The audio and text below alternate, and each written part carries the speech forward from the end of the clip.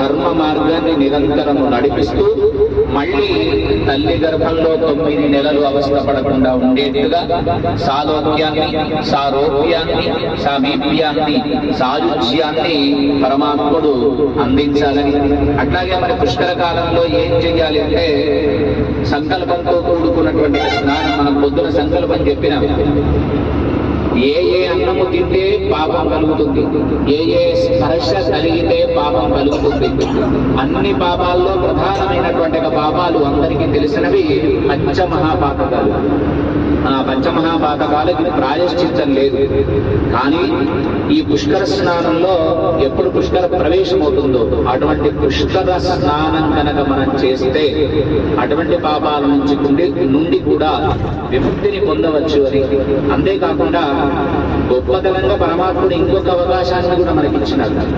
12 సంవత్సరాలకు ఒక్కసారి వచ్చేటువంటి పుష్కర స్నానం మనకు చేయడం వీలవదు. అప్పుడు ఏం చేయాలి అని చెప్పేసి బాగా ఆలోచన చేస్తే పుష్కర తీర్థం అనబడి ఉంది. అజ్మీర్ దగ్గర ఉంటుంది. అజ్మీర్ నుంచి 180 సుమారుగా ఆ అజ్మీర్ ప్రాంతంలో ఉండేటువంటి ఆ పుష్కర క్షేత్రంలో కనుక స్నానం చేస్తే 12 సంవత్సరాలు మనం ఏ దేవుణ్ణి ప్రార్థన చేయకపోయినా చేయనటువంటి పాపం నుంచి విముక్తిని కలిగించడానికి పుష్కర క్షేత్రము అని ఆ క్షేత్రాన్ని పరమాత్ముడు ఏర్పాటు చేసినాడు. మరి ఈ కాలంలో 12 సంవత్సరాలకు వచ్చేటువంటి ఆజారాశుల్లో గురువు ప్రవేశించినప్పుడు స్నానం చేసే అవకాశం లేని మనకి అక్కడ ఒక్కసారి స్నానం చేస్తే చాలు 12 సంవత్సరాలు చేసినటువంటి ఫలితం మనకు కలుగుతుంది. అటువంటి అవకాశాలు పరమాత్ముడు ఎన్నో ఎన్నో ఎన్నో చూపించినాడు. అటువంటి వాటిలో మనం ఇవాళ ఒక మార్గాన్ని ఎంచుకున్నాం. సాక్షాత్తు కాళేశ్వర ముక్తేశ్వర ఒక బాణవట్టం పైన 2 లింగాలు ఉండడం అనేది ఎక్కడా లేదు, కేవలం ఒక కాళేశ్వరంలో మాత్రమే.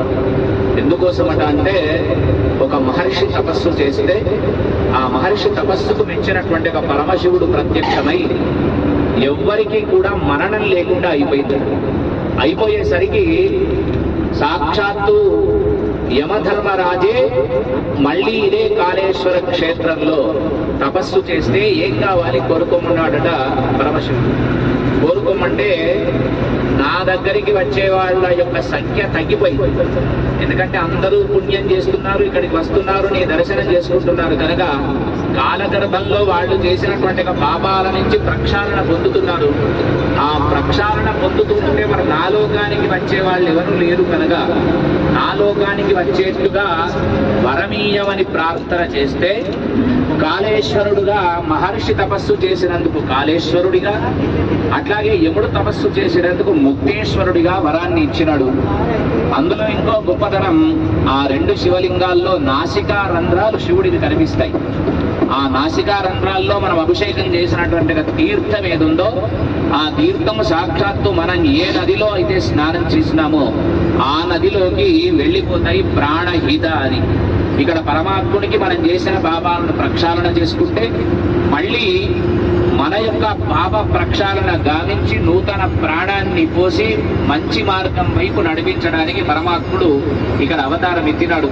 అదే మనం తిరిగినటువంటి ఒక యమ కోణం, యముని యొక్క దంష్ట్రల నుంచి కాపాడబడి మనం చేసినటువంటి పాపాలతో నరకాలు రాకుండా ఉత్తమ లోకాలు ఇచ్చేటువంటి పరమాత్మ ఇక్కడ కాళేశ్వర ముక్తేశ్వరుడుగా అవతరించినాడు. అటువంటి స్వామి దర్శనం చేసుకున్నటువంటి మనకు అపమృత్యు దోషాలన్నీ తొలగి ఆయురారోగ్య భోగభాగ్యాలు ఆ కాళేశ్వర ముక్తేశ్వరుడు.